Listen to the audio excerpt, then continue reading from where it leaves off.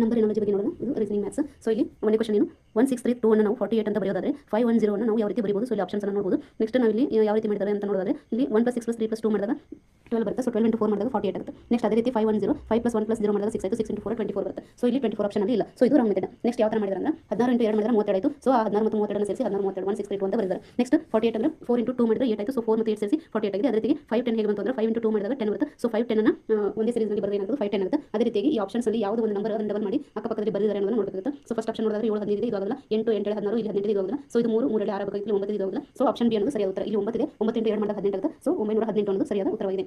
Next question ಇಲ್ಲಿ 309 ಅನ್ನು ನಾವು 618 ಅಂತ ಬರೆಯೋದಾದ್ರೆ 515 ಅನ್ನು ಯಾವ ರೀತಿ ಬರೆಯಬಹುದು. ಸೊ ಇಲ್ಲೂ ಕೂಡ 39 ಇಲ್ಲಿ ಸಿಂಗಲ್ ಡಿಜಿಟ್ ಅನ್ನು ಮಾಡಿದ್ದಾರೆ ಅಂತ ತಿಳ್ಕೊಂಡ್ರೆ 3 + 9 12 ಆಗುತ್ತೆ. ಸೊ ಇಲ್ಲಿ 6 + 1 + 8 ಏನಾಗುತ್ತೆ 15 ಆಗುತ್ತೆ. ಸೊ 12 + 3 ಮಾಡಿದಾಗ 15 ಬಂದಿದೆ. ಅದೇ ರೀತಿ 5 5 10 11 + 3 ಮಾಡಿದಾಗ 14 ಬರುತ್ತೆ. ಸೊ ಇಲ್ಲಿ 14 ಆಪ್ಷನ್ ಅಲ್ಲಿ 14 ಇಲ್ಲ. ಸೊ ಇಲ್ಲಿ ಯಾವ ತರ ಮಾಡಿದ್ದಾರೆ ಅಂದ್ರೆ 3 × 3 ಮಾಡಿದ್ದಾರೆ. ಸೊ 3 ಬರುತ್ತೆ. 3 × 3 ಮಾಡಿದಾಗ 9 ಬರುತ್ತೆ. ಸೊ ಅಲ್ಲಿ 09 ಆಯಿತು. ನೆಕ್ಸ್ಟ್ 6 × 3 ಮಾಡಿದಾಗ 18 ಬಂತು. ನೆಕ್ಸ್ಟ್ 5 × 3 ಮಾಡಿದಾಗ 15 ಬಂತು. ಅದೇ ರೀತಿ ಆಪ್ಷನ್ ಅಲ್ಲಿ ಯಾವುದು ಇಂಟು 3 ಮಾಡಿದಾಗ ಬರುತ್ತಲ್ಲ ಆ ನಂಬರ್ ಏನಾಗುತ್ತೆ ಸರಿಯಾಗುತ್ತೆ. ಸೊ ಇಲ್ಲಿ ನೋಡೋದು 9 × 3 ಏನಾಗುತ್ತೆ 27 ಆಗುತ್ತೆ. ಸೊ ಆಪ್ಷನ್ ಸಿ ಅನ್ನೋದು ಸರಿಯಾದ ಉತ್ತರ. ಸೊ ಇಲ್ಲಿ ಎ ಬಿ ಸಿ ನೋಡಿದ್ರೆ 8 4 3 9 4 3 8 16. ಸೊ ಇವು ಡಿಫರೆಂಟ್ ಆಗಿದೆ. ಬಟ್ ಇಲ್ಲಿ 9 3 21 ಸರಿಯಾಗಿದೆ. ಸೊ ಇಲ್ಲಿ ಆನ್ಸರ್ 9 to 7.